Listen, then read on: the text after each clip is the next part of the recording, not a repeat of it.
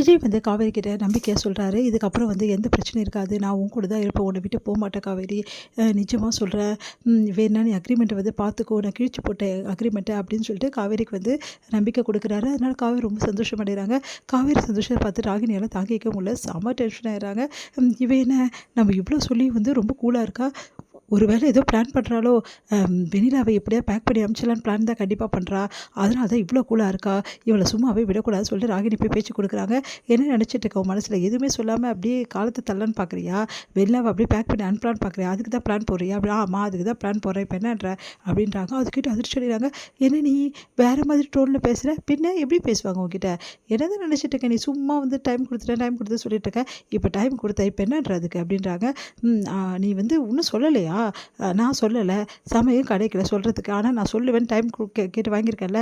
அதுக்கேத்த மாரி நான் சொல்லுவேன். சும்மா சும்மா வந்து என்ன மேட்ரு வேல வச்சுக்காத. அவ்வளோதான் சொல்லிட்டேன் உனக்கு.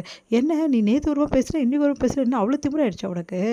இங்க பார் நேத்து வரைக்கும் நானு விஜய் என்னை விட்டுட்டு கண்டிப்பா போயிடுவாருன்ற தப்பான நோக்கத்துல இருந்தேன். ஆனா இந்த நிமிஷம் எனக்கு தெரிஞ்சு போச்சு. விஜய் என்னை விட்டு கொடுக்கவே மாட்டாரு. என்னை விட்டுட்டு எக்காரணம் கொண்டு போமாட்டாரு. வெண்ணிலாவே வந்தாலும் அவர் என்னை விட மாட்டார். நம்பிக்கை எனக்கு வந்துருச்சு. போதுமா? அப்படின்னோனே அதிர்ச்சி அடைகிறாங்க. என்ன நடந்திருக்கும் அப்படி?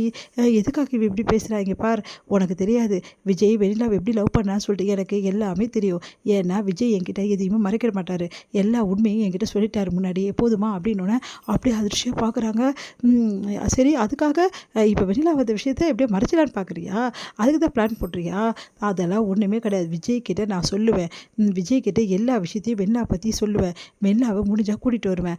எல்லா விஷயத்தையும் நான் நடத்தி காட்டுறேன். ஆனால் விஷயத்த நான் செய்யறதுக்கு காரணம் நீ கிடையாது. நீ மிரட்டுறியே அதுக்காக செய்யலாம் அப்படிலாம் கிடையாது. மிரட்டலுக்கெல்லாம் பயந்தவன் நான் கிடையாது.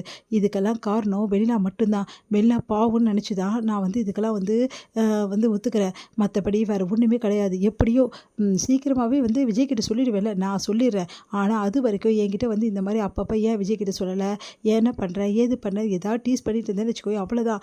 அதெல்லாம் நான் பேசணும். நீ பேசுகிற பின்ன என்ன பண்ணுவாங்க? நீ சும்மா சும்மா வந்து வெட்டி இருந்தால் நான் பார்த்துட்டு இருக்கணுமா? போனால் போது இவ்வளோ நாள் விட்டு வச்சா ஓவராக போயிட்டே இருக்க. அவ்வளோதான் உனக்கு சொல்லிட்டேன். இதுக்கப்புறம் என்ன மேட்ரை வேலை வச்சுக்காது. விஜய்கிட்ட சொல்லணும். அவ்வளோதான் நான் சொல்கிறேன்.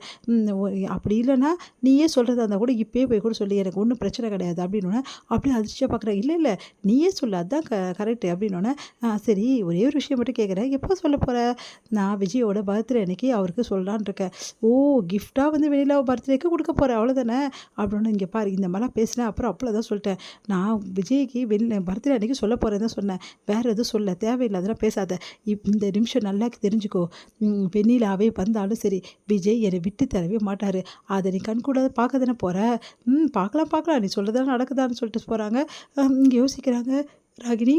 ஒரு வேளை வந்து விஜய் வந்து வெளில வேணாம்னு சொல்லிட்டு காவேரிக்கு கூடவே இருப்பாரா? அப்படிலாம் சான்ஸே கிடையாது. காவேரியை தூக்கி போட்டு கண்டிப்பாக வெளில பின்னாடி தான் விஜய் போகணும். அப்படி தான் நடக்கும். அதனால காவேரி தான் தேவையில்லாத நம்பிக்கை வளர்த்துட்ருக்கா.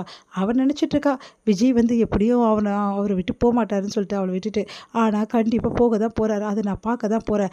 அந்த டைமில் உன்னை பேசிக்கிறேன். இப்போ இவ்வளோ பேச்சு பேசுகிறால, இவ்வளோ வந்து நீ பயந்து நடுங்கினாலும் மறுபடியும் வந்து என்கிட்ட இப்படி பேசிகிட்டு இருக்கல. இது எல்லாத்துக்கும் வட்டிக்கு முதல்மா. அதுக்கப்புறம் நான் கொடுக்குறேன் பார். எப்படியாவது வந்து விஜயை வெண்ணிலா கூட சேர்த்து வச்சுட்டு அதுக்கப்புறம் உனக்கு இருக்குது. அப்புறமா தானே இருக்குது. அந்த வீட்டில் நீ எப்படி இருக்க முடியும்? விஜயே உன்னை வீட்டை விட்டு துரத்திடுவார். அதுக்கப்புறம் என்ன? எனக்கு அந்த கண்கொள்ளா காட்சியை பார்க்கறதுல நானும் காத்துட்ருக்கேன். என் அப்பாவும் காத்துட்ருக்காரு அப்படின்னு சொல்லிட்டு சந்தோஷமாக இருக்காங்க. இங்கே வந்து என்ன பண்ணுறாங்க, நம்ம காவேரி வந்து ஒரு முடிவு பண்ணுறாங்க.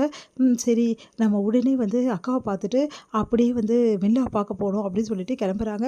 என்ன காவேரி இங்கே காலையிலே கிளம்பிட்டுருக்க அப்படின்னு விஜய் கேட்குறாரு. ஒன்றும் இல்லைங்க அப்படின்றாங்க. சரி இன்னைக்கு ஆஃபீஸ்க்கு நான் வரமாட்டேன் அப்படின்னோடனே அதிர்ச்சி அடைகிறாங்க. என்னங்க எதுக்கு ஆஃபீஸ்க்கு வரமாட்டீங்க? நீங்கள் ஒருத்தர் தான் கரெக்டாக போயிட்டு இருந்தீங்க. நீங்களும் போகல. இல்லை முக்கியமான ஒரு மீட்டிங் வெளியே இருக்குது. அதை அட்டன் பண்ணி தான் போகணும். அதனால் நீ போறியா ஆஃபீஸ்க்கு அப்படின்னு. இல்லைங்க எனக்கும் ஒரு வேலை இருக்குது. அதை முடிச்சுட்டு முடிஞ்சால் நான் ஆஃபீஸ்க்கு போகிறேன்றாங்க. என்ன வேலை? ஏன் சொல்ல மாட்டேங்கிறா அப்படின்னோடனே உடனே வந்து இங்கே பாருங்கள் நான் நல்லா தான் ஆகிட்டேன். எனக்கு எந்த பிரச்சனையும் இல்லை. நிஜமாக காவேரி நீ நல்லா ஆகிட்டல. உனக்கு எதுவும் ப்ராப்ளம் இல்லை. எனக்கு எந்த ப்ராப்ளமும் இல்லைங்க. சரி பத்திரமா போயிட்டு வா அப்படி சொல்லிட்டு கிளம்புறாரு. உடனே சந்தோஷப்படுறாங்க விஜய் நினச்ச காவேரி.